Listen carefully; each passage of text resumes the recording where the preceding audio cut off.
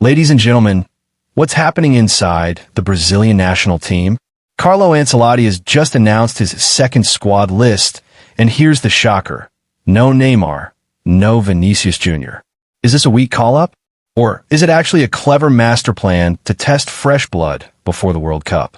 Let's break down the entire list name by name. And by the end, you decide whether Ancelotti is making a mistake or building something brilliant. We'll start, as always, with the goalkeepers. No surprises at the very top. Alisson is here, Liverpool's reliable number one and almost guaranteed starter. Love him or criticize him, he's the automatic pick. Behind him, though, things get interesting. Bento and Hugo Souza. Notice who is missing? Ederson. That absence raised eyebrows, but it wasn't completely unexpected. Reports suggested Ederson might be rested. His form at Manchester City has dipped, and rumors swirl that he could even be leaving, possibly replaced by Donnarumma. If Ederson truly departs for a lesser league like Turkey or even Galatasaray, his long-term place in the Seleção could be in jeopardy. As for Bento, he's currently in Saudi Arabia and struggling for form. Many fans argue that João Paulo Brazil from Santos deserved a spot instead, considering his strong performances. But let's be honest, second and third goalkeepers rarely matter unless injuries strike. Alisson will play, unless Ancelotti wants a friendly experiment. Still, it's worth noting that Bento's call-up feels more controversial than useful. Now, moving on to the fullbacks. This is where Brazilian fans usually sigh. Wesley, Roma, formerly Flamengo, Vanderson, Alexandro, still at Flamengo, Caio Henrique, and Douglas Santos from Zenit. Yes, a defender from Russia. How many of you watch the Russian league? Exactly.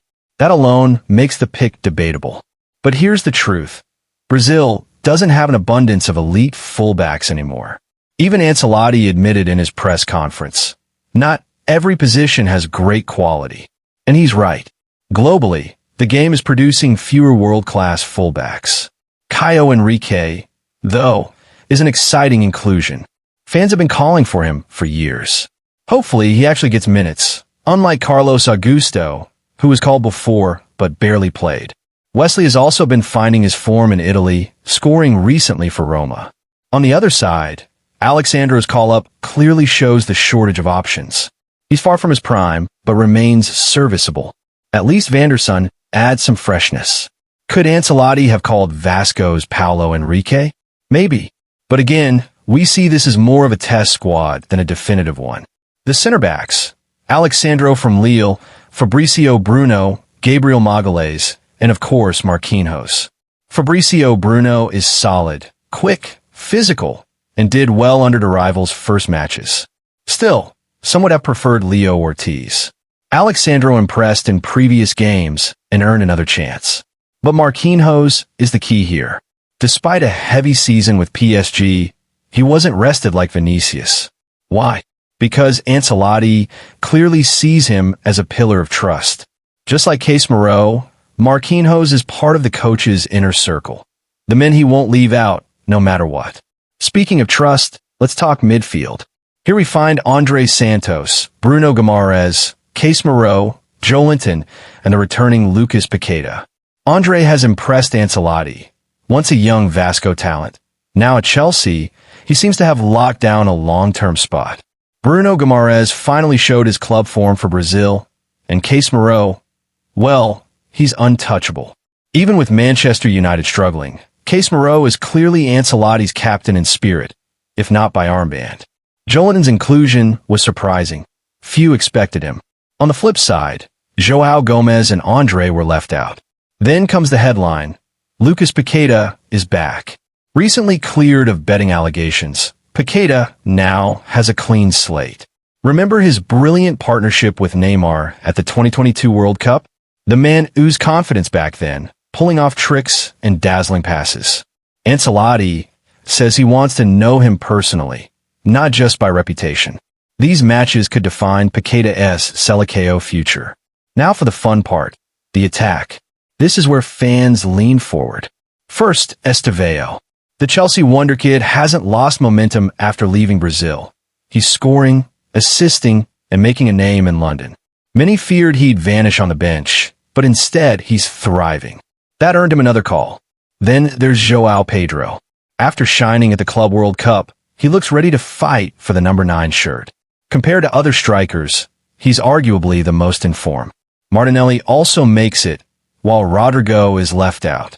Harsh, maybe, but Ancelotti explained, Rodrygo has been sidelined at Real Madrid under Xabi Alonso, so calling him would send the wrong message. Still, with talent like his, expect him to return in future squads. A truly exciting domestic story. Kaio Jorge from Cruzeiro. In a squad dominated by Europe-based players, Kaio Jorge's call feels like recognition of the Brazilian league. He's young, explosive, and on fire right now.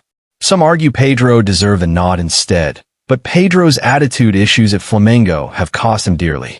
Kaio Jorge, meanwhile, is seizing his moment.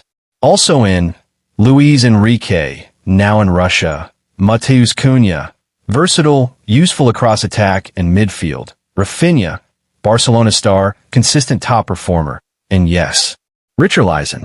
Love him or not, Ancelotti trusts him. And honestly, Richarlison delivered at the 2022 World Cup, scoring 3 goals, including that spectacular bicycle kick contender for the Puskás Award. He may not be Ronaldo Fenomeno, but he's proven he can handle the pressure of a World Cup stage. That alone keeps him in the picture. But the big question, where's Neymar? Is this the end of his Seleção journey?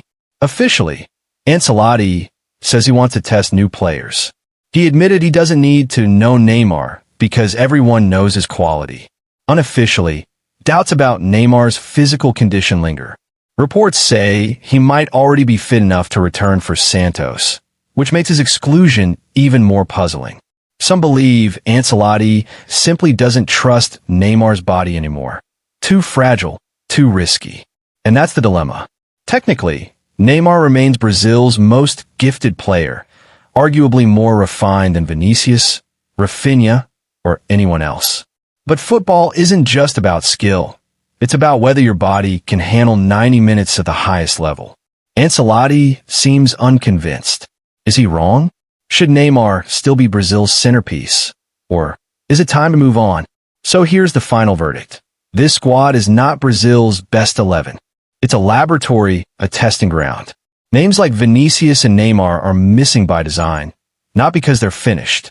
Ancelotti wants to observe fresh faces up close. But at the same time, his inner circle, Casemiro, Marquinhos, Alisson, Rafinha, shows he's already building the skeleton of his World Cup team. What do you think? Is leaving Neymar out a massive mistake or a smart long-term move? Should Rodrygo have been included over Martinelli? And is Richarlison still Brazil's man for big tournaments?